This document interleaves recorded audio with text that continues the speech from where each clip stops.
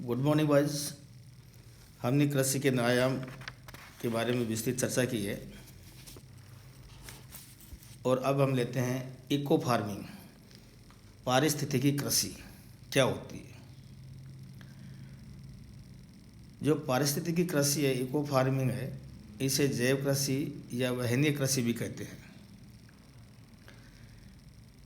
ये इस प्रकार की जो कृषि है ऊंची लागत तथा ऊंची उत्पादकता वाली हरित जो क्रांति थी एवं जो कम लागत तथा कम उत्पादकता वाली पारंपरिक कृषि थी।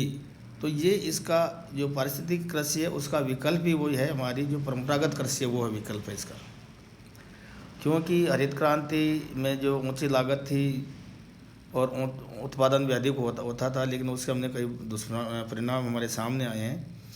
तो इससे काफ़ी प्रदूषण भी हुआ है, लोगों को कई रोगों से ग्रस्त होना भी पड़ा है। तो इसके स्थान पर अब ये पारिस्थितिक जो कृषि है इसमें लागत भी कम होती है और उत्पादन भी कम होता है, लेकिन ये सारे जो उसके स्वास्थ्य के लिए इस प्रकार के जो खाद्यान्न है उत्पादित होंगे वो बहुत ही लाभदायक होंगे। इससे न तो किसी प्रकार का कुपोषण होगा और न किसी प्रकार की ऐसी कोई जो है बीमारी होगी। ये एक ऐसी कृषि प्रणाली है, पारिस्थितिक कृषि एक ऐसी कृषि प्रणाली है जिसे पारिस्थितिक संपदा को बिना हानि पहुंचाए कि पारिस्थितिकी संपदा को बिना हानि पहुंचाए अनंत काल तक, लंबे समय तक इसको जारी रखा जा सकता है। इसमें रासायनिक उर्वरकों तथा कीटनाशकों के स्थान पर, जैसे हरित क्रांति में रासायनिक उर्वरक जो कीटनाशकों का प्रयोग होता है, तो उनके स्थान पर यहाँ जैविकीय एवं उर्वरकों और एवं कीटनाशकों को वरीयता दी जाती है। इस कृषि में एक और टिश्यू कल्चर तो दूसरी ओर वर्मी कंपोस्ट कीटनाशक है और इसके अतिरिक्त यहाँ नीम की खाद के उपयोग तथा फसल चक्र पर जोर दिया जाता है। भारत जैसे विकासशील देश के लिए ये कृषि प्रणाली एक वरदान सिद्ध होगी कि भारत में इस प्रकार की कृषि को अपनाना चाहिए। पर्यावरण अवनयन की पर्यावरण में गिरावट न हो, तो पर्यावरण अवनयन को भी रोका जा सकता है।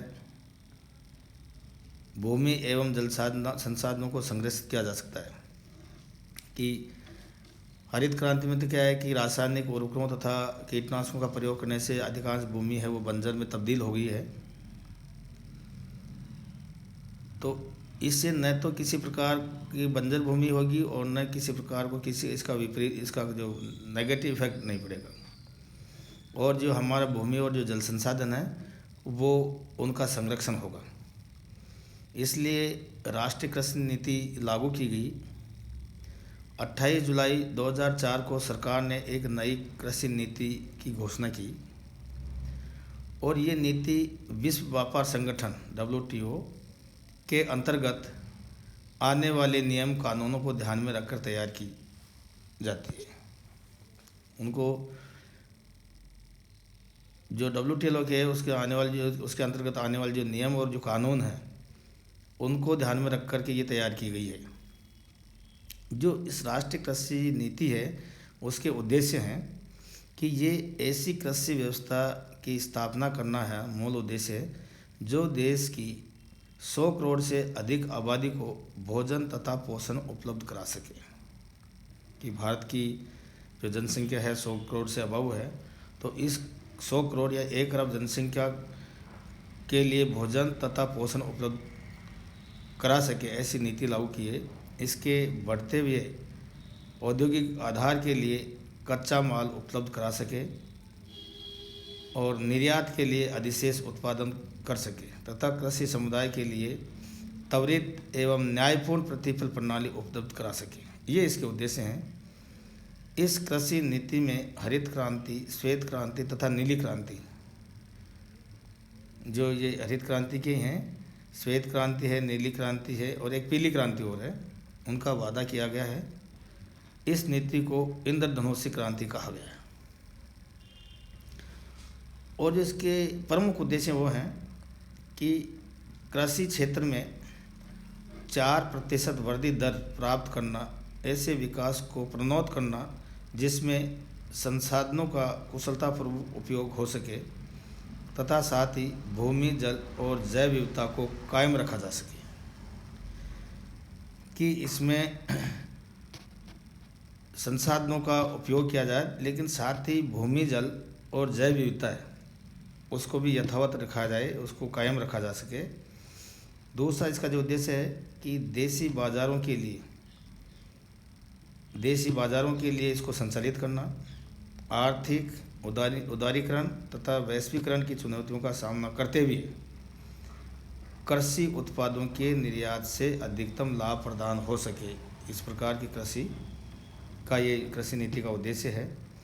कृषि को मूलतः संरक्षण प्रदान करना।